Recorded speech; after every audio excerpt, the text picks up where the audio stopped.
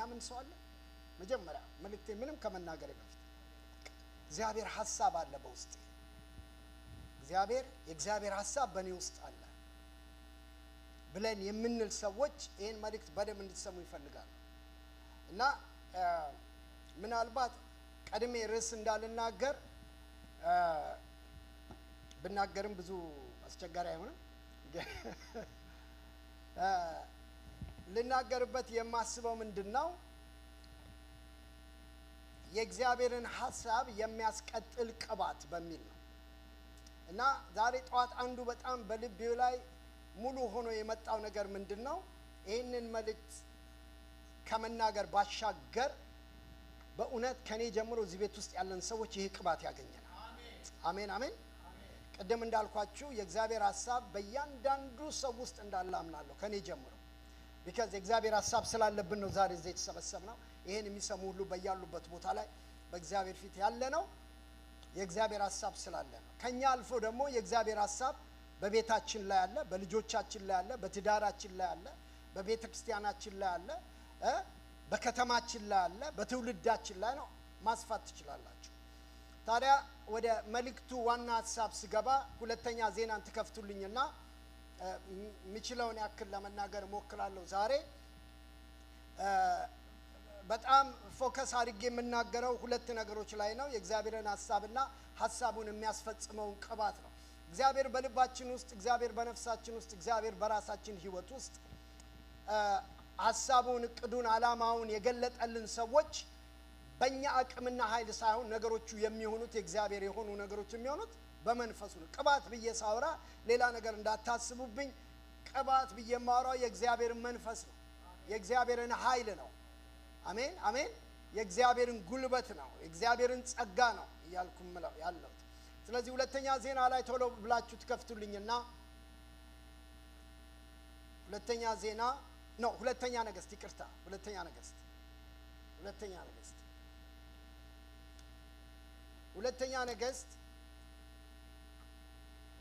የምታውቁት ክፍል ነው።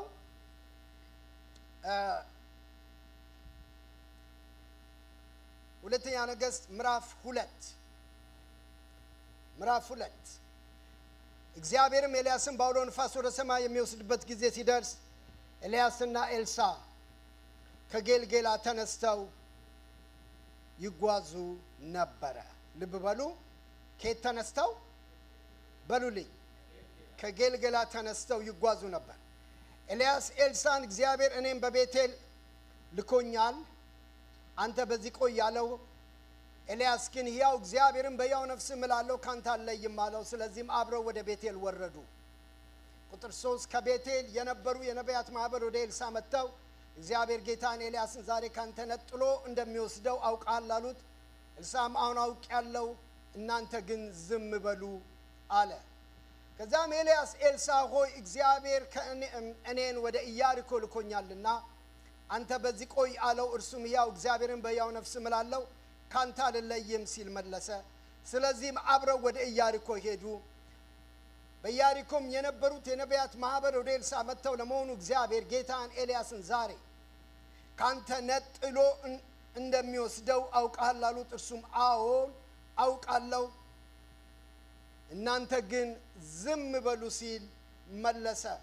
ቁጥር 6 ከዚያም ኤልያስ እግዚአብሔር እኔን ወደ ዮርዳኖስ ልኮኛልና አንተ በዚህ ቆይ ያለው። እርሱም ሕያው እግዚአብሔርን በሕያው ነፍስ እምላለሁ ካንተ አልለይህም ሲል መለሰ። ስለዚህም ሁለቱም አብረው ሄዱም። ከነቢያት ማህበር 50 ሄደው ኤልያስና ኤልሳ ከቆሙበት ከዮርዳኖስ ትይዩ ራቅ ብለው ቆሙ። ኤልያስም ካባውን አውልቆ ጠቀለለውና ውሃውን መታበት። ከዚያም ውሃው ግራና ቀኝ ተከፈለ፣ ሁለቱም በደረቅ ምድር ተሻገሩ። ቁጥር 9 በጣም ወሳኙ ክፍል እዚህ ጋር ነው። ከተሻገሩም በኋላ ኤልያስ ኤልሳን ካንተ ከመወሰደ በፊት ምን ላደርግልህ እንደምትፈልግ ንገረኝ አለው። ኤልያስም መንፈስህ በእጥፍ እንዲያድርብኝ ወይም እንዲወርድብኝ ነው የሚለው እለምናለሁ ብሎ መለሰ። ኤልያስም አስቸጋሪ ነገር ጠይቃል፣ ይሁን እንጂ እኔ ካንተ ስወሰድ ብታይኝ እንዳልከው ይሆንልሃል ያለበለዚያ ግን አይሆንም አለው። እያዘገሙም ሲነጋገሩ ሳለ የእሳት ሰረገላና የእሳት ፈረሶች ድንገት በመካከላቸው ገብተው ሁለቱን ለዩአቸው። ኤልያስም ባውሎ ንፋስ ወደ ሰማይ አረገ። ኤልሳዕም ይህንን አይቶ አባቴ አባቴ የእስራኤል ሰረገሎችና ፈረሰኞች ብሎ ጮኸ። ዳግመኛም ኤልያስን አላየው። ከዚያም የገዛ ልብሱን ይዞ በሁለት ቦታ ቀደደ። እርሱም ከኤልያስ የወደቀውን ካባ አነሳ ወይም መጎናጸፊያ አነሳ። ተመልሶም ከዮርዳኖስ ወንዝ ዳር ቆመ። ከኤልያስ የወደቀውን መጎናጸፊያ ይዞ ውሃውን መታውና የኤልያስ አምላክ ወዴት እግዚአብሔር ወዴት ነው አለ። ውሃውም ሲመታው ግራና በቀኝ ተከፍሎለት ተሻገረ። ክብር ለእግዚአብሔር ይሁን። አሜን። ተከፍሎለት ተሻገረ። ሃሌሉያ። የነቢያት ልጆችም በዳር ቆመው ያዩት የነበረው የኤልያስ መንፈስ በማን ላይ ነው አሉ? አቤት። ሃሌሉያ። አሜን ነው።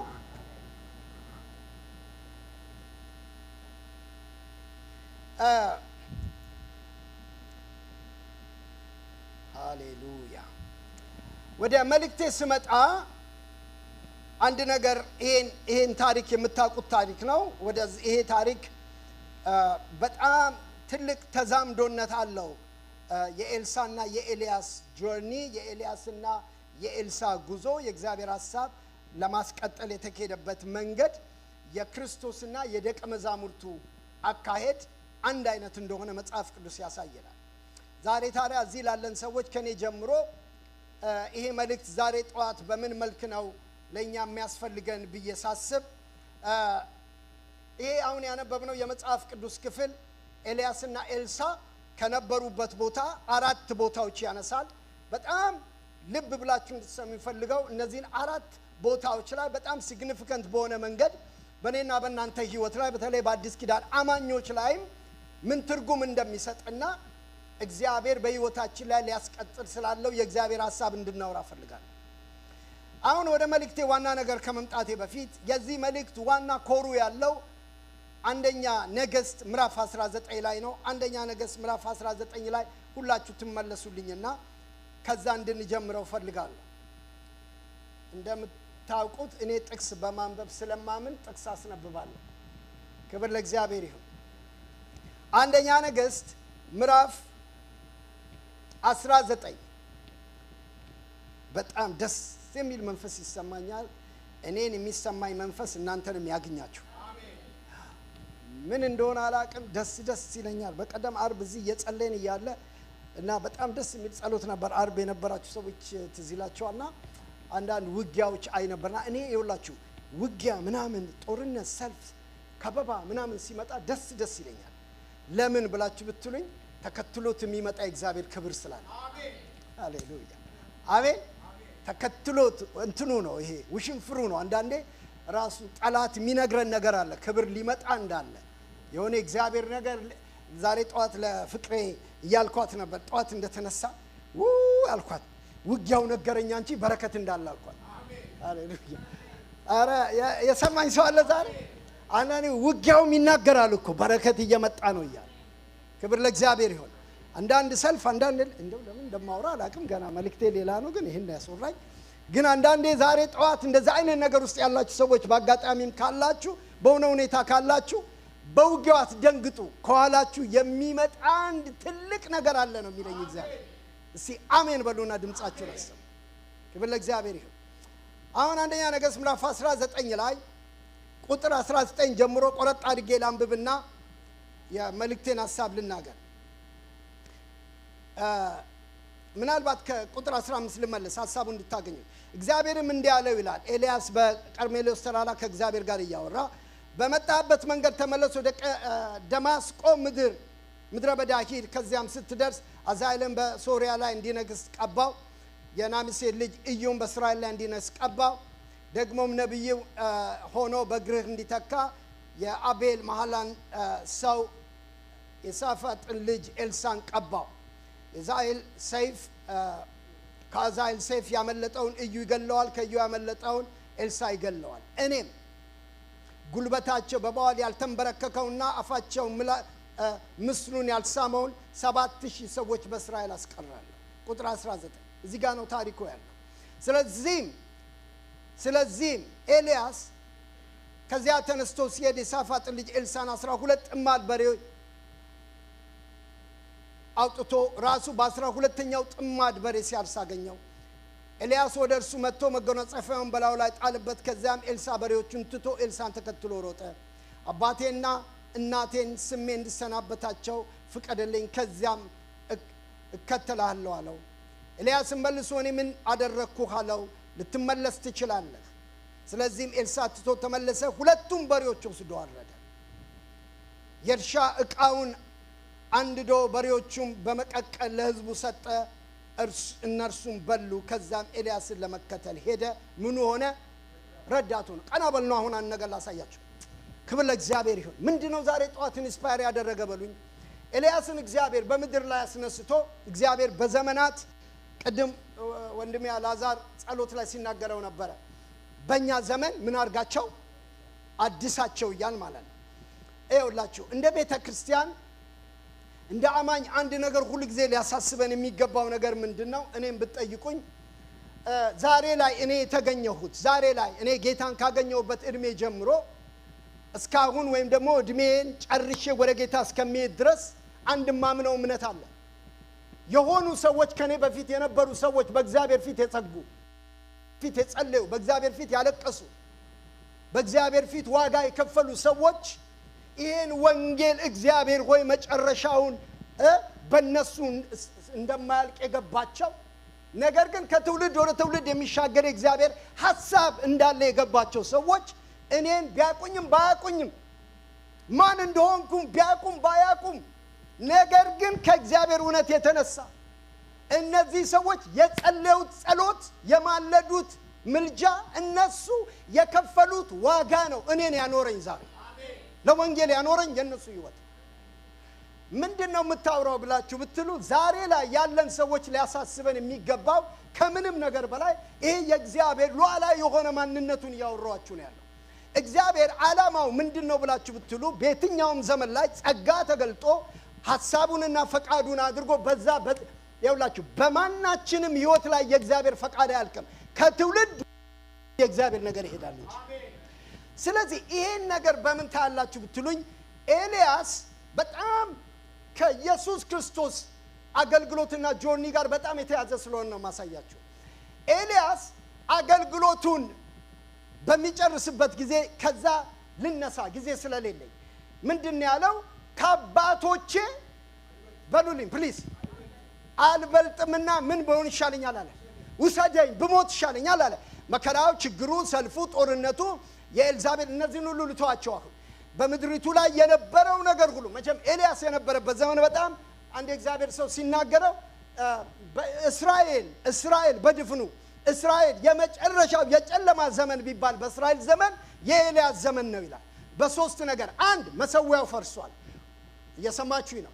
ሁለት ነቢያቶችን ሁሉ ጨርሰው የእግዚአብሔርን ድምፅ ከምድር አጥፍተዋል።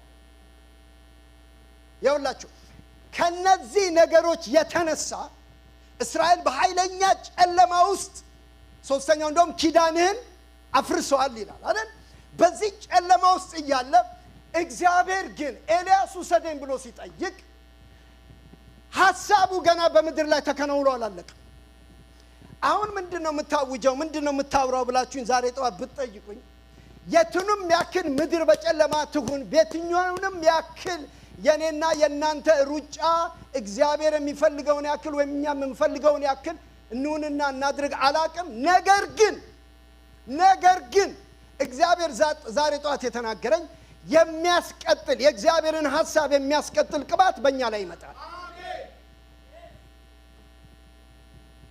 ባንተ የተጀመረው ባንቺ የተጀመረው ባንተ ውስጥ የተጀመረው የእግዚአብሔር ሐሳብ አንተን እግዚአብሔር እስከተወሰነ ድረስ ሊወስድ ይችላል። ከዛ በኋላ ግን እዛ ጋር አቆምም። ቅድም እንዳልኩት አንተ ላይ የወደቀው ሌሎች የተጉት፣ ሌሎች ያለቀሱበት፣ ሌሎች ዋጋ የከፈሉበት if you think የኔና እናንተ ጥረት የኔና እናንተ ትጋት የኔና እናንተ ማንነት እዚህ ጋር ቆመን እኔ ቆይቷል ከገባኝ የኔ ማንነት አይደለም እንደኔማ ቢሆን ኖሮ እኔ በዚህ ቦታ ላይ መገኝ ሰው አይደለሁም ምህረቱ እያልን የምናወራው ምህረቱ እያልን የምናወድሰው ምህረቱ እያልን የምንናገረው መዝሙሩ ስለጣፈጠን አይደለም በእውነት በህይወታችን ስላየነው አሜን ምህረት የማይገባን ሰዎች ምህረት አግኝተን ዛሬ የወንጌሉ አገልጋይ ስላደረገ ስለዚህ እግዚአብሔር በዘላለም እቅዱ ኤልያስ ደከመኝ አለ በቃኝ አለ አልቻልኩም አለ ከዚህ በኋላ መቀጠል አልችልም አለ ከዚህ በኋላ መሄድ አልችልም አለ በብዙ አይነት ምክንያቶች ታዲያ እግዚአብሔር ምን አለው ኤልያስ ከዚህ በላይ መሄድ ስላልቻለ በቃ አለ ሐሳቡን ማስቀጠል ፈለገ እግዚአብሔር እስቲ ፈልጓል በሉ ባካችሁ አንተ በሉ አንዴ ፈልጓል በሉ እስቲ ከጎናችሁ ያለውን ሰው አንተ ያለው ሐሳቡ ልታስቀጥል ነው በሉት አንተ ያለው ሐሳቡ ልታስቀጥል የራስን ሐሳብ አይደለም የፓስተሩን ሐሳብ አይደለም የእናት ያባቶችን ሐሳብ አይደለም የእግዚአብሔርን ሐሳብ ልታስቀጥል ነው የእግዚአብሔርን ሐሳብ ልታስቀጥል ነው ስለዚህ ኤልያስ እግዚአብሔር ሞት በተመኘበት በሞት ድባብ ውስጥ እያለ ሐሳቡን የሚያስቀጥልለትን ሰው ፈለገ ስለዚህ እግዚአብሔር ኤልያስን መጣህበት ላሳጥረው በመጣህበት መንገድ ተመለስ ከመሞት በፊት ሐሳብህን ማስቀጠል ፈልጋለሁ ኢየሱስ ክርስቶስ በምድር በኖረበት ጊዜ የመጀመሪያ አገልግሎቱን ሲጀምር መድረክ ላይ ቆሞ ምንም ነገር ከማድረጉ በፊት የእግዚአብሔር ቃል ሲናገር 12 ሰዎች መረጠ ይለናል 12ቱን ሰዎች ሲመርጥ 12 ሰዓት እንደጸለየ መጽሐፍ ቅዱስ ይናገራል ሚንስ ሌሊቱን ሙሉ ሲጸልይ አደረ ማለት ሌሊት ማለት ስንት ነው 12 ሰዓት ነው ጴጥሮስ ያዕቆብ ዮሐንስ ማቲያስ እያለ በመንፈሱ እነዚህ 12 ሰዎች የተመረጡት አጃቢ እንዲሆኑ አይደለም ሚዜ እንዲሆኑ አይደለም ከ3 ዓመት ተኩል ከሱ አገልግሎት በኋላ የሚቀጥለውን የእግዚአብሔርን ሐሳብ ለማስቀጠል የተመረጡ ናቸው ስለዚህ ይኸውላችሁ በጣም መንፈሴ አንዳንድ ጊዜ እንደ ኤልያስ እንዳይሰማኝ ያደርገኛል አንዳንድ ጊዜ አንዳንድ ሰዎች ሮጠው ደክመው አገልግለው ብዙ ዋጋ ከፍለው የፈለጉት ያሰቡት ነገር እንዳልሆነ አስበው በቃ ይሄ እስከዚህ ድረስ ነው እንደኔ አገልግሎት የኔ ሩጫ ብለው ተስፋ የሚቆርጡ ሰዎች አሉ እንደኔ እግዚአብሔር ግን ዛሬ አይኔን ያበራው ለእናንተም እንዲያበራላችሁ የምጸልየው ምንድነው ሐሳቡ ይቀጥላል አንተ ብታቆምም ማጋሐዱራ ላባሳታ ሐሳቡ ይቀጥላል አንተ ራስህ ሐሳብ ለማስቀጠል ነው የተጠራኸው anything everything ባንተ ላይ የእግዚአብሔር ሐሳብ እንጂ ያንተ ሐሳብ የለም የሰማኛለ ዛሬ ማውራው ነገር ብትባረክ ቢሳካልህ ጸጋ ቢበዛልህ ቅባት ቢፈስብህ የእግዚአብሔር ነገር ባንተ ላይ ቢትረፈረፍ ሐሳብ ለማስቀጠል ብቻ ነው ያለው ስለዚህ ኢየሱስ ክርስቶስ 12ቱን ሰዎች በጥንቃቄ ኢንክሉዲንግ ይሁዳ ሲመርጥ ከ3 ዓመት ተኩል በኋላ ወንጌሉን በኤዥያ እስከ ዓለም ዳርቻ የሚያዳርሱ ሐሳቡን የሚያስቀጥሉለትን ሰዎች እግዚአብሔር አስቀድሞ ማሰብና ማዘጋጀት ጀመረ ስለዚህ እግዚአብሔር ምን አለው ተመለስና ሂድ ከመሞት በፊት መጎናጸፊያን ይዛት አትሄድም ማለት ይኸውላችሁ መጎናጸፊያን ጊዜ የለኝም መጎናጸፊያ ባይሁድ መጎናጸፊያ በተለይ የነቢያት ያገልጋዮቹ በመጽሐፍ ቅዱስ ዘመን መጎናጸፊያ ማለት ፕሮፌቲክ ኦቶሪቲ ትንቢታዊ ስልጣን ትንቢታዊ ሐሳብ የእግዚአብሔር ዘላለም እቅዱ የእግዚአብሔር ቅባት በላው ላይ እንዳለ ይናገራል ለማሳያ ያክል ትንሽ ልንገራችሁ የእግዚአብሔር ቃል ሲናገር በመዝሙር 133 ላይ በአሮን መደረቢያ ላይ እንደሚወርድ ሽቶ ነው አይደለም የአሮን መደረቢያ መዓዛ ሽቶ ቅባት የጠገበ ነው ምን ማለት ነው እግዚአብሔር አሮንን ሊወስደው ሲፈልገው ልጁን በፋንታው ሊተካ ሲፈልግ ልብስ አምጣና አልብሰው አላለው ሙሴን የአሮንን ልብስ አውልቀው ነው ያለው የአሮንን ልብስ አውልቀው እግዚአብሔር ከመጎናጸፊያው ጋር ጉዳይ አለኝ ሴትዮዋ ምን አለች? የልብሱን ጫፍ የነካው እንደሆነ ማሃቱ ራባሻካቱ መጎናጸፊያው ላይ ቅባት እንዳለ ግልጽ ነው። መጎናጸፊያው ላይ የእግዚአብሔር እጅ እንዳለ የእግዚአብሔር ሥራ እንዳለ ግልጽ ነው። ስለዚህ እግዚአብሔር ምን አለው? ተመለስ። ሶስት ሰዎች ተቀባልኛል። በነገራችን ላይ ባጭሩ ልንገራችሁ። ኤልያስ ተመለስና እነዚህን ሰዎች አዛኤልን ቀባ፣ እዩን ቀባ፣ ኤልሳን ቀባ ተብሎ ሲነገረው ሁለቱን አልቀባም። እንደምታውቁት የቀባው ማንን ነው? ኤልሳን ብቻ ነው። አሁን ወሳኙ ጉዳይ ምንድነው?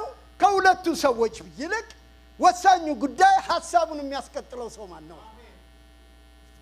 ሐሳቡን እግዚአብሔር ኤልያስ መጎናጸፊያውን በዩ ላይ አልጣለም፣ በአዛኤል ላይ አልጣለም። መጎናጸፊያውን የጣለው በማን ላይ ነው? በኤልሳ ላይ ነው። አንተ ላይ የወደቀው ሐሳብ ከሰዎች በአካባቢ ግነስ ለምን እንደዚህ እንደሚሰማኝ አላውቅም። አይገርምም? እኔ አንዳንዴ ራሴን ሁሉ ሳስብ እድለኝነትም የሚሰማኝ ጊዜ አለ። ይሄ ማለት ሰው ይሆናል የኔም ቤተሰቦች ከዛ ሁሉ ቤተሰብ መካከል ያ መጎናጸፊያ እንዴት እኔ ላይ ወደቀ አላውቅም ወገኖች፣ አላውቅም። ምንም አይነት ነገር እንዳልሰራ ምንም ነገር እንዳላደርግ አድርጎ እግዚአብሔር በዛ መጎናጸፊያ ዘመኔን ሊወስድ የፈለገው የሚያስቀጥለው ሐሳብ በኔ ላይ እንዳለስ ነገር የሚያስቀጥለው ሐሳብ ስላለ እስኪ ሐሳቡ ትልቅ ነው በሉ፣ ጩሁና እንደ በሉ ባካችሁ፣ ሐሳቡ ትልቅ ነው። ያ ሐሳቡን እግዚአብሔር አስይዞ ኤልያስን ሲመለስ ልብ በሉ። አንድ ታሪክ ልንገራችሁ። ይሄ ኢቨንት አሁን የምናወራው ኢቨንት የሆነው ኤልያስ ሰማይን ዘግቶ በጠፋበት ጊዜ 3 ዓመት ተኩል ዝናብና ጠል አልነበረም ይላል አይደል? በነዛ ወቅት ኃይለኛ ረሃብ መጥቶ ችግር በነበረበት ጊዜ ነው። አሁን ደግሞ እግዚአብሔር ተመለስ የሚለው ሰማይን ከከፈተ በኋላ ዝናብ ከዘነበ በኋላ ኤልሳ ብቻ አይደለም፣ በከተማው ያሉ ሰዎች ወደ እርሻ ተመልሰዋል፣ ወደ ቢዝነሳቸው ተመልሰዋል። የእግዚአብሔር ቃል ሲናገር አሁን ዛሬ እንደማልጨርሰው ስለማቅ ነካ አድርጌው ልለፍ። የሁለቱ ጥሪ ራሱ የሚገርም መሆኑን የሚገርመው ኤልያስ ምድረ በዳ የኖረ ሰው ነው። ኤልሳ ደግሞ በሕዝብ መካከል ሲኖር የኖረ ሰው ነው። ኤልያስ ጸጉሯም ነው ይላል፣ ኤልሳ ደግሞ አንዳንድ ወንድሞችን ይመስላል። ክብር ለእግዚአብሔር ይሁን። እንደው ከውጫዊ ገጽታ ልጀምር ብዬ ነው። ታራ እኔ ወደዛ ውስጥ አልገባም፣ ግን እግዚአብሔር ወደ ኤልሳ ጋር ሲመጣ ኃይለኛ የቢዝነስ አትሞስፌር ምድሪቱ ላይ ተነስቶ፣ ሁለተኛ አንዱ የሚገርመኝ ኤልሳ በጣም ሀብታም ቤተሰብ እንደሆነ ታሪክ ይናገራል። ምክንያቱም 12 ጥማድ በሬ ይዞ በ12ኛው ላይ ያርስ ነበር ይላል። በሬውን ብቻ እንዳታስቡ፣ 12 ጥማድ በሬ የሚያርሰውን መሬት አስቡ። ስለዚህ በእንደዚህ አይነት ሰክሰስፉል ላይፍ ላይ ያለ ሰው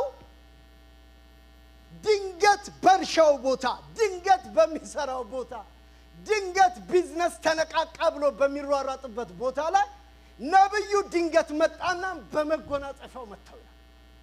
አቤት አቤት አቤት አቤት አቤት አቤት! እኔ ምን አልኩኝ መሰላችሁ? ዛሬ ያገኛችሁ። አሜን! አሜን በሉ ባካችሁ። ያገኛችሁ። ከበሬ ጋር እየታገላችሁ ያላችሁ ሰዎች፣ ከሆነ ነገር ጋር እየታገላችሁ ያላችሁ ሰዎች ማጃኻቱ ራዳጋሳ እኔ ፊል አደርገዋለሁ እግዚአብሔር መንፈስ ዛሬ ጠዋት። አሜን አሜን አሜን አሜን አሜን! ክብር ለእግዚአብሔር ይሁን። በጣም ብዙ እርሻ አለ፣ በጣም ብዙ ሰዎች አሉ በእርሻው ቦታ ላይ። ወደ አንተ ጋር የመጣው ሐሳቡን ይዞ ነው። ወደ አንቺ ጋር የመጣው ሐሳቡን ይዞ ነው። መጣና በመጎናጸፊያው ነካው። ኤልሳ ኢሚዲየትሊ መልእክቱ ስለገባው ትቶት ይላል። የእግዚአብሔር ሰው ሆይ እናትና አባቴ እንድሰናበት ፍቀድልኝ ብሎ ጠየቀ። እኔ ዛሬ ጠዋት እግዚአብሔር አንዱ የተናገረኝ ነገር በምን ውስጥ እንዳላችሁ አላቀን፣ ግን ከዚህ ትግል የሚያወጣ መጎናጸፊያ የሚያገኘው ሰው ከዚህ ትግል እጆቻችሁን አንሱና ዛሬ ወጣለሁ በሉና አውጁ። በሉ ዛሬ ወጣለሁ በሉና አውጁ። ሃሌሉያ ሃሌሉያ ሃሌሉያ ሃሌሉያ! አቤት አንዳንድ ሰዎች እንዲያነት ጸሎት ያላቸው ሰዎች አሉ። እግዚአብሔር ሆይ ሐሳብ በውስጤ እንዳላቃለው ከዚህ ትግል ነፃ አውጣኝ የሚሉ ሰዎች ያ ድምጽ በውስጤ ስለሚጮህ ነው ይሄን የምናገረው። የእግዚአብሔር መጎናጸፊያ ኤልሳን ሲያገኘው ወገኖቼ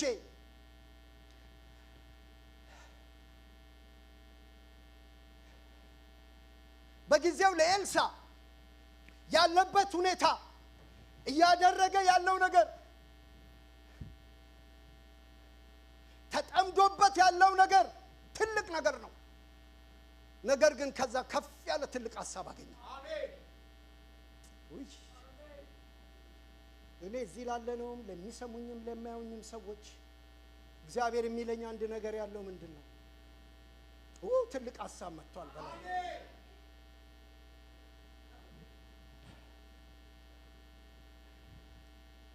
በመድር ላይ ኤልያስ ከመሄዱ በፊት ይሄን ቅባት የሚያስተናግድልኝ ሰው ፈልጋለሁ አለ ጌታ። ይሰማኛል ዛሬ ጠዋት ይሄን ቅባት የሚያስተናግድልኝ ሰው ፈልጋለሁ። ይሄን ክብር የሚያስተናግድልኝ አሜን በሉና አሜን። ቀደም የተመለከ ነው አላዛር የተናገራን ነገር ትዝ አለኝ። አንድ ጊዜ እየጸለይኩ ማአቲ አንድ እዚህ ጸሎት ላይ ብያቸዋለሁ ይመስለኛል።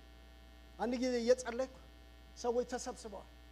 እንደዚህ ማአትስ ቸርች ውስጥ ተሰብስበን እየጸለይን ከሰማይ ይሄ ያለንበት ጣራው ሲሊንጉ የለም። ሲሊንጉ ግላስ ነው፣ መስታወት ነው። እና ሰማይ ውስጥ ከደመና ሰማይ ውስጥ ነጭ እርግብ ስትወርድ ያለው ጉባኤ ውስጥ ይዘመራል። ጉባኤው ማአት ህዝብ ነው ያለው። ታጭቀን እንጮሃለን እናመልካለን። እና ከጉባኤ ውስጥ መንፈሴ ወጥቶ አይኔ ተሰካ። እዛ ከሰማይ የምትመጣው እርግብ ላይ ነጭ እርግብ ክንፏን ዘርግታ ትመጣለች። እዚህ የሚዘመረው እዚህ የሚደረገው እዚህ የሚሆነውን ነገር ሁሉ ረሳሁት። አይኔ ተሰክቶ ያያል። እንደዚህ እንደነገርኳችሁ ሲሊንጉ የለም፣ ግላስ ነው። እና እርግቧ እየመጣች እየቀረበች ረሳሁት መስታወት እንደመሆኑን። ሃይ ሲሊንግ ነው። ከተወሰነ ደቂቃ በኋላ ያቺ እርግብ ምንም መስታወቱ ሳይዛት ስትሬት ወዳለንበት ጉባኤው ስትገባ ያለው ጉባኤው ውስጥ ያለው ሰው ማንም አያያትም።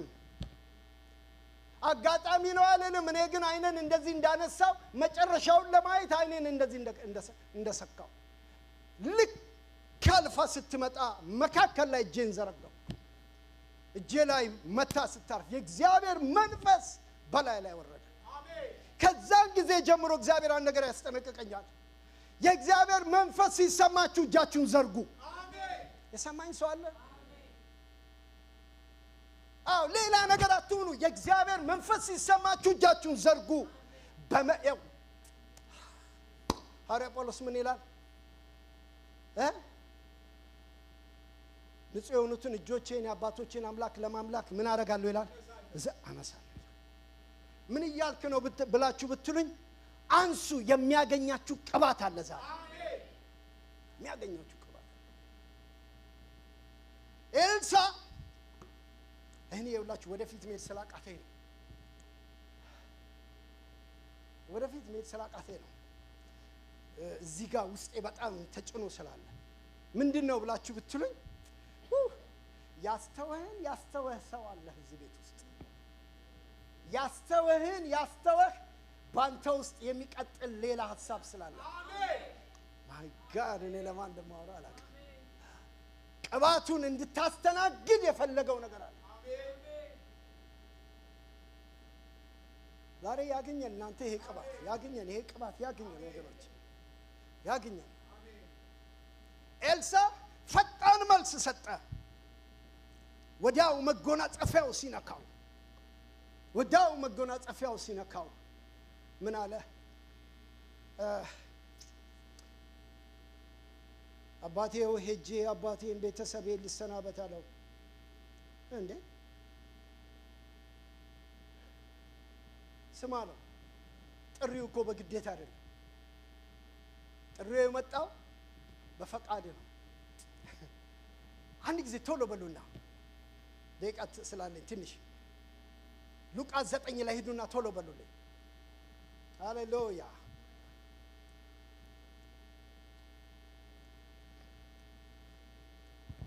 ሃሌሉያ። በእውነት ዛሬ የሚያገኘን ቅባት አለ ወገኖች፣ የሚያገኘን እግዚአብሔር ቅባት አለ። ሉቃስ ምዕራፍ 9 ቁጥር 57 በመንገድ ሲሄዱም አንድ ሰው ቀርቦ የምትሄድበትን ሁሉ እከተልሃለሁ አለው።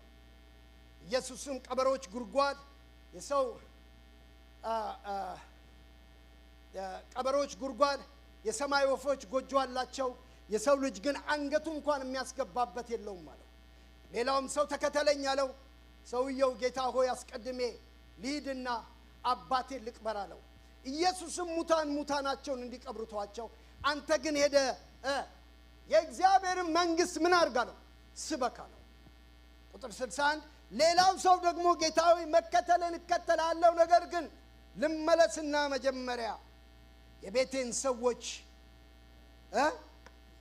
እንድሰናበት ፍቀድልኝ አለው። ኢየሱስ ግን እርፍ ጨብጦ ወደዋ የሚመለከት ሰው ለእግዚአብሔር መንግሥት ሊሆን አይገባም።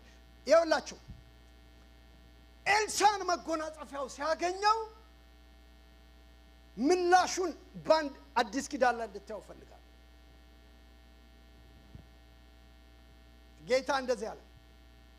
3 ሰዎች እዚህ ጋር አሳየን ጌታ። አንደኛው በምቾትና በምኞት የተያዘ ነው። መከተል ይፈልጋል፣ ዋጋ መክፈል ግን አይፈልግም። ሰምታችሁኛል? መከተል ይፈልጋል ግን ዋጋ መክፈል አይፈልግም። ጌታ ምን አለው? ለቀበሮች ዋሻ፣ ለሰማይ ወፎች ጎጆ አላቸው፣ የሰው ልጅ ራሱን የሚያስጠጋበት የለው። ከዛ ሰውየው ቆላስብበት። አንዳንድ ጊዜ አንዳንድ ሰዎች በአገልግሎቴ በጣም ከሚደንቁኝ ሰዎች ጌታን እንዲቀበሉ ጌታ የህይወትህ አዳኝ እንዲሆን ኢየሱስ ክርስቶስ ስላንተ ኃጢአት ሞቷል። ትልቅ ምስራች አይደል? ኢየሱስ ክርስቶስ ስላንቺ ኃጢአት ስላንተ ኃጢአት ሞቷል። ይህን ጌታ ወደ ህይወት አስገባና ጌታን ተቀበል ስትሉት በጣም አንድ አስደናቂ መልስ አላቸው። ምንድነው? ታስማ እንዴት እኮ እንደሚገርመኝ ልነግራችሁ አልችልም። በህይወታቸው ዘመን ምንም ነገር ሲያደርጉ አስበው አያውቁም። ላስብበት የሚሉት ህይወትን ለጌታ ለመስጠት በጣም ይገርመኝ። ኢየሱስ ላስብበት ብሎ መስቀል ላይ ባይወጣስ ነው ይገርመኛል። ጌታ ምን አለው? አንደኛው ይሄ ነው አለው። ሁለተኛው እዚህ ጋር የምታዩት እነዚህን ያነሳውበት ምክንያት አለ። ሁለተኛውን ሰው ጌታ ምን አለኝ? ተከተለኝ አለውና ሰውየው ምን አለው? አስቀድሜ ልሂድ አለው። አስቀድሜ ልሂድ ነው ያለው። ወይ ጉድ! የተፈለክበትና የተጠራበት ጥሪ ታላቅ እንደሆነ ሲገባህ ከሱ በፊት የምታስቀድመው ምንም ነገር አይኖርም። የሰማኝ አሜን ይበል። ምንም አይኖርም። ይሄን የማነሳበት ምክንያት አለ። ልክ እንደ ኤልሳ ጥሪ ዛሬ በእኛ ላይ እንደዚህ ሐሳብ እንደሚወርቅ ስለሚገባኝ ኢየሱስ ክርስቶስ ይሄን ላሳጥርላችሁ። ሉቃስ ምዕራፍ 5 ላይ ጴጥሮስን ታንኳን ወደፊት ገፋ አድርጋለው፣ ወደ ጥልቁ ገፋ። አሳ አጠመዱ። አሳ ባገኙ ጊዜ ትላልቅ አሳዎች ማጥመዳቸውን ባዩ ጊዜ ጴጥሮስ በድንጋጤ ምን አለ ይላል? ጌታን እኔ ኃጢአተኛ ነኝና ከኔ ምን በል ይላል? ተለይ ብሎ ጮኸ ይላል። ምን ይላል መጽሐፍ ቅዱስ? ብዙ አሳ እንዳጠመዱ ባዩ ጊዜ ነው የሚለው። ከዛ የሚቀጥለው ቃል ምን ይላል? የዮና ልጅ ጴጥሮስ አትፍራ፣ ሰው አጥማጅ አደርጋለሁ። የሚቀጥለው ቃል ሁሉን ትተው ተከተሉት። ሁሉን ትተው ተከተሉት። ሁሉን ትተው የሆነ ነገር እየያዙ የሆነ ነገር እየተዋለ ሁሉን ትተው። አንድ ቃል አለ ሰሞኑን ሜዲቴት እያደረኩት የሚገርመኝ ነገር ባንተ ላይ ታምናለችና ባንተ የምትደገፈው ነፍስ ፈጽመህ በምን በሰላም ትተውላችሁ። ባንተ ላይ ታምናለችና ባንተ ላይ ታምናለች። ባንተ የምትደገፈው በጣም ብዙ ጊዜ ብዙዎቻችን ሙሉ ለሙሉ በእግዚአብሔር የመታመን አቅም ይስጠን እግዚአብሔር። አሜናችሁ ልስማ። አሜን። መጎናጸፊያው ሲያገኘ ሁሉን ትተህ እንድትሄድ ያደርጋል።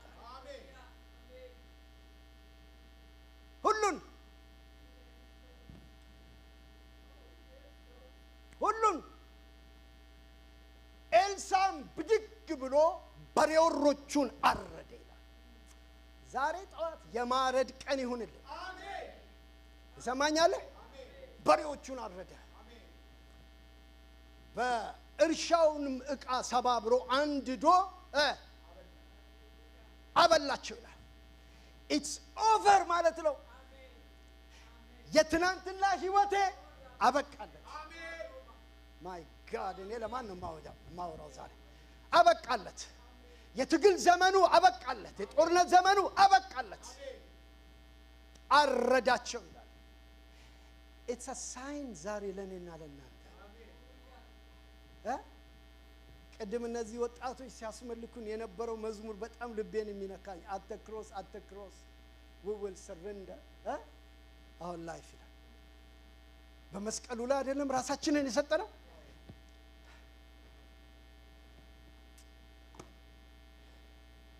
ይኸውላችሁ እግዚአብሔር አንዱ የተናገረኝ እግዚአብሔር ባንተና ባንቺ በኔ ህይወት ሊያስቀጥል ያለውን ነገር እንዲያስቀጥል ዛሬ ልናርደው የሚገባው ቆራርጠን ልንጥለው የሚገባ ነገር ከኛ ህይወት ላይ እግዚአብሔር ጸጋውን ይስጥ። አሜን። የሚያስቀጥለው ቅባት ሲያገኘን የሚያደርገው የመጀመሪያው አንድ ነገር ቢኖር አቅም ይሰጣል። አሜን። ምትራራለት ነገር አይኖርም። አሜን። አራሜናችሁ ልስማ። የምትራራለት ነገር አይኖርም። ቶሎ በሉና ልሻገር፣ ቶሎ በሉና ሂዱልኝ። ቅድም ወደ አነበብ ነው አራቱን ነገሮች አንድ ሁለቱን እንኳን መናገር ከቻልኩ ይናገራል። ገልገላ ከየት ተነሱ ይለናል? አቤት ሁለተኛ ነገሥት ምዕራፍ 2 እግዚአብሔርም ኤልያስ ባለው ንፋስ ወደ ሰማይ የሚወስድበት ጊዜ ሲደርስ ኤልያስና ኤልሳ ከገልገላ ተነስተው ጉዞ ጀመሩ። ቀና በሉና ስሙኝ። ኤልሳን የእግዚአብሔር ሐሳብ ሲያገኘው በዛ ሁኔታ ውስጥ ሆኖ እንደዚህ አይነት ጥሪ እንደዚህ አይነት የእግዚአብሔር ሐሳብ ወደ ህይወት ይመጣል ብሎ ያሰበ ሰው እንዳልሆነ ቴክስቱ ይናገራል። ምናልባት ልንገምት የምንችላቸው ነገሮች ካሉ አላውቅም፣ እሱን ለአዋቂዎች ተዋል። እኔ ማውቀውን ተገለጠውን ብቻ ልናገር። ነገር ግን አንድ ነገር የገባኝ ነገር አለ። ሰውየው ዘላለማዊ ሆኖ የእግዚአብሔር ሐሳብና ዓላማ እርሱ ከሚያደርገው ነገር እንደሚበልጥ ስለገባለት ወይም ስለገባው ማረድ የሚገባውን ቆራርጦ ለመከተል ወሰነ። ዛሬ ይሄ ቅባት በእኛ ላይ ይምጣ። ምንድነው የምታወራው ፓስተር ብላችሁ ብትሉኝ we know it ምን እንደሚጎትተን እናውቃለን። ሁለቱም ይላል። ከዛ ምን ይላል እግዚአብሔር ቃል? ይኸውላችሁ አሁን እዚህ ጋር ነው ዋናው ነገር ያለው። ያው መጎናጸፊያውን በመጎናጸፊያው ነካው እንጂ መጎናጸፊያው ምን አላለው? አልሰጠው። ምን ማለት ነው? በጥሪና በሙላት መካከል የምትሄዳቸው መንገዶች ስላሉ እነዛን ጆርኒዎች ሄደ እስክትጨርስ ድረስ ነው ትግሉ ያለው፣ ጦርነቱ ያለው፣ ሰልፉ ያለው፣ ግርግሩ ያለው። ስለዚህ እግዚአብሔር ይህን ሰውዬ በጣም የሚገርም ነገር ነው እኮ እናንተ the same journey ነው።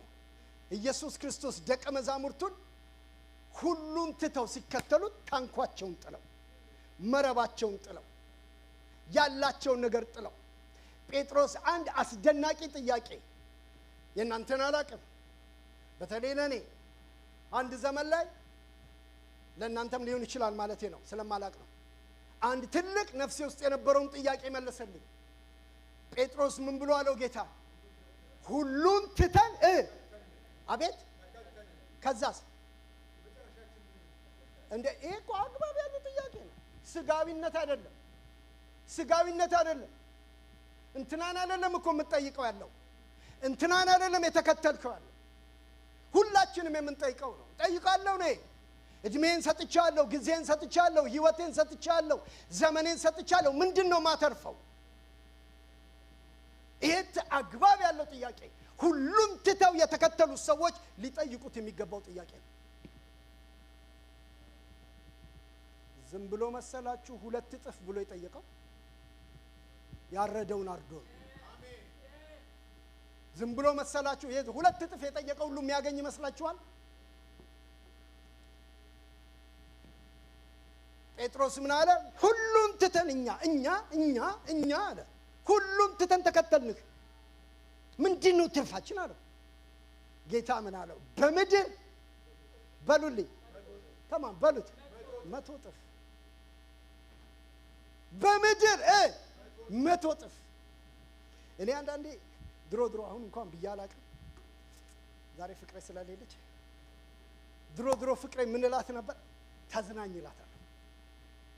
እኔ ሁሉን ትቼ ስለተከተልኩት ምድር ላይ ምንም ሆንሽ ምንም በኔ 100 እጥፍ ትኖሪያለሽ ይላል። እሷስ እንዳትሉኝ ጥያቄ እሱ ነው። እሷም ስትሰማ እንደዛ ስለምትልክ አግባብ ያለው ጥያቄ ነው። እኔ ጠይቃለሁ፣ አሁንም ጠይቃለሁ። ሁሉም ተከትየህ ትርፌ ምንድነው? ትርፌ ምንድነው? ጌታ ግን ያለው ምንድነው? 100 እጥፍ በምድር ታገኛለህ። ዝም ብለህ ብር እየቆጠርክ ትኖራለህ አይደለም ሜሴጁ እሱ አይደለም። ለኔ በምድር 100 እጥፍ የሚባለው ነገር ክብር ለእግዚአብሔር ይሁን። በምድር ላይ ከእግዚአብሔር የሆኑ ጸጋዎች ሁሉ ያገኙሃል። አሜን። አረ አሜናችሁ ልስ ያገኙሃል። በሽታ ቤትን አይመታው፣ መርገም ቤትን አይመታው፣ ድህነት ቤትን አይመታው። 100 እጥፍ ያገኛል እግዚአብሔር በረከት። በዛ አላበቃም። ከዛ ቀጠለና ምን አለ? በሰማይ የዘላለም ሕይወት። እኔ I encourage you brothers and sisters፣ እኔ ሕያው ምስክር ነኝ። ለመመጻደቅ ይሄን አልልም። ነገር ግን ስላልተከተላችሁት አይደለም ይሄን የምለው፣ ኢንካሬጅ ግን አረጋችኋል። ጌታ እረዱ የሚላችሁን እረዱለት ሳትሳሱ። የሰማኛለ ዛሬ ከቤት መታረድ ያለበት፣ ከጓዳ መታረድ ያለበት፣ ከህይወት መታረድ ያለበት፣ ከነገር መታረድ ያለበት ነገር አሜን አሜን አሜን አሜን አሜን መስዋዕት ሆኖ ይቅረብ ለሱ። ለምን የሰው ይውላችሁ ጌታ ሁሉም ትተን ተከተልን ሲሉት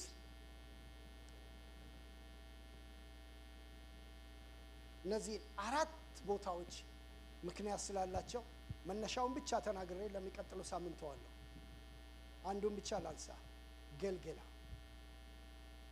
ኤልሳና ኤልያስ ልብ በሉ። ኤልያስ ወደሚወሰድበት፣ ኤልሳ ደግሞ የዘላለማዊውን የእግዚአብሔርን ሐሳብ ይዞ ወደሚቀጥልበት ከታዝነትን ትዱ ከሰውየው ጋር ከጠሪው ጋር ነው ጉዳዩ። አሜን። እኛ ኤልያስን አናቀውም፣ እኛ ኤልሳን አናቀውም። የምናቀው የናዝሬቱ ኢየሱስን ነው። የሰማኛለ? እኛ ኤልያስ አላዳነንም፣ እኛ ኤልሳ አላዳነንም።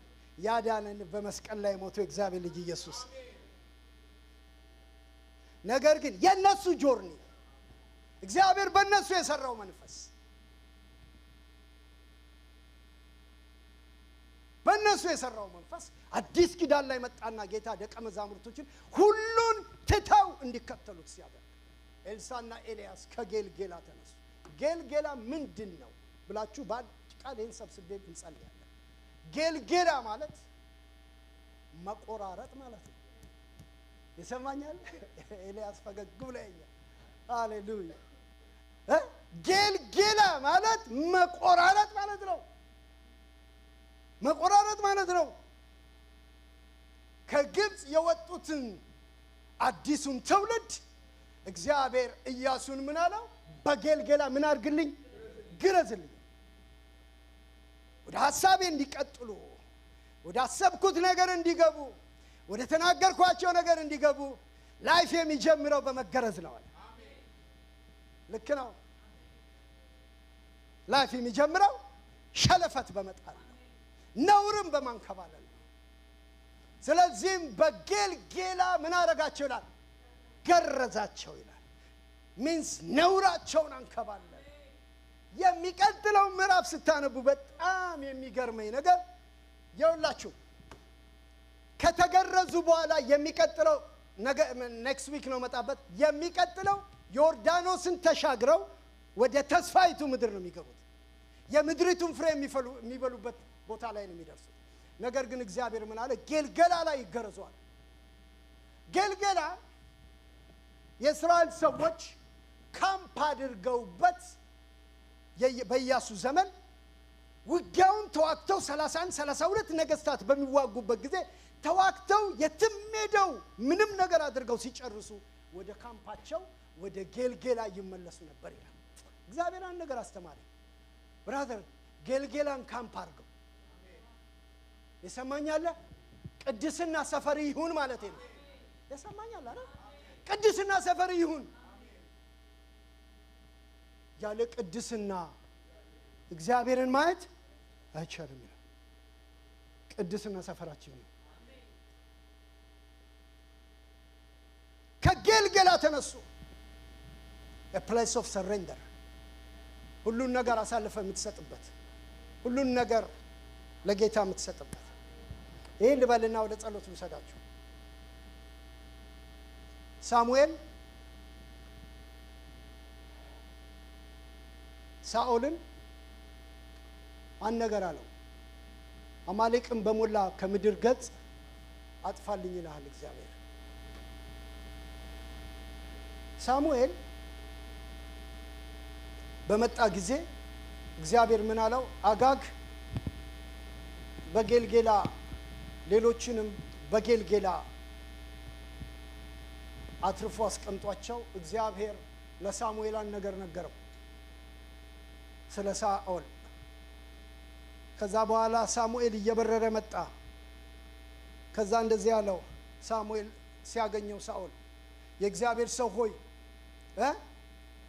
የእግዚአብሔርን ሐሳብ ፈጽሜያለሁ። ነብዩ ምን አለው? ይሄ የምሰማው የከብቶች ግሳት ምንድነው አለው። ከምስጋና በላይ የሚሰማ ድምጽ አለ። ከመዝሙር በላይ የሚሰማ ድምጽ አለ። ከስብከት በላይ የሚሰማ ድምጽ አለ። ከትንቢት በላይ የሚሰማ ድምጽ አለ። እግዚአብሔር የሚሰማው ድምጽ አለ።